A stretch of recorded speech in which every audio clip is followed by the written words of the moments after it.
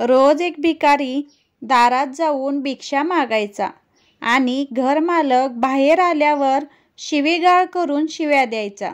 मर, तू काम का करत नाहीस? आयुष्यभर भीक मागत राहा. कधीकधी तो रागाच्या भरात त्याला ढकलूनही द्यायचा. पण भिकारी फक्त म्हणायचा, देव तुमच्या पापांची क्षमा करो. एके दिवशी सेठला खूप राग आला. बहुधा धंद्यात तोटा झाला असावा. तो भिकारी त्याच वेळी भीक मागायला आला. सेठने रागात थेट त्याच्यावर दगडच मारला.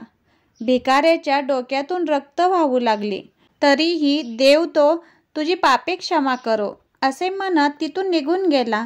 शेठ रागातून थोडासा शांत झाला. विचार करू लागला की मी त्यालाही दगड मारला, पण त्याने फक्त प्रार्थना केली.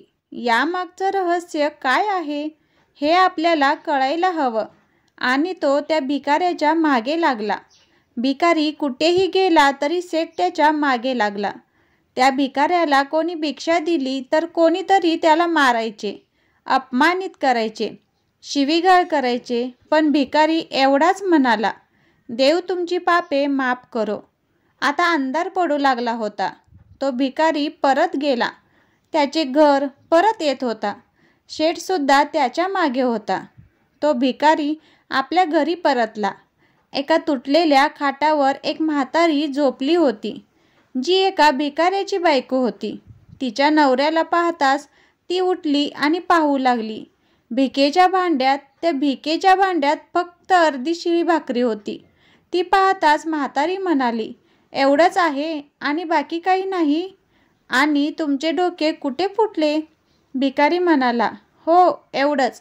कुणी काही दिलं नाही. सगळ्यांनी शिव्या दिल्या, दगडफेक केली, त्यामुळेच माझं डोकं फुटलं.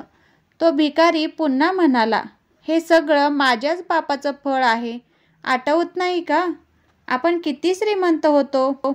काही वर्षांपूर्वी आपल्याकडे काय नव्हते. आपल्याकडे सर्व होते, पण आम्ही कधीच दान केले नाही. तो आंधळा भिकारी आठवला का? म्हातारी बाईच्या डोळ्यात अश्रू आले आणि ती हो म्हणाली. आम्ही त्या आंधळ्या भिकाऱ्याची कशी चेष्टा करायचो, भाकरीच्या जागी कोरे कागद कसे टाकायचो, त्याचा अपमान कसा करायचो, त्याला मारायचे किंवा ढकलायचे.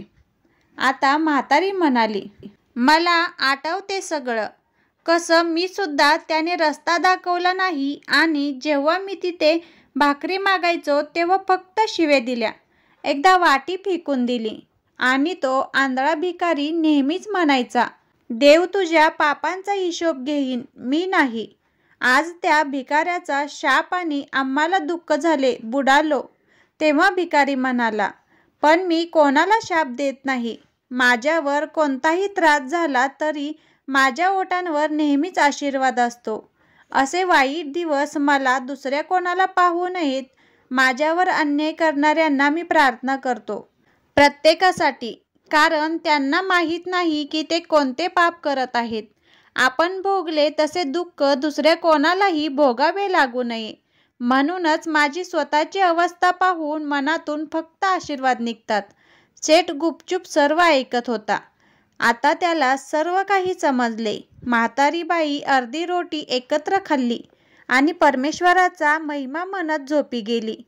दुसऱ्या दिवशी तो भिकारी इथे सेठला भीक मागायला गेला. सेठने भाकरी आधीच बाहेर ठेवली होती.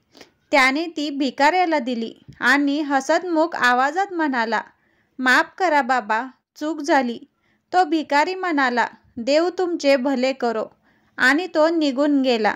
बोध, शेठला एक गोष्ट समजली होती. माणसं फक्त आशीर्वाद देतात, शाप देतात, पण देव हे सगळं माणसाच्या कर्मानुसार करतो.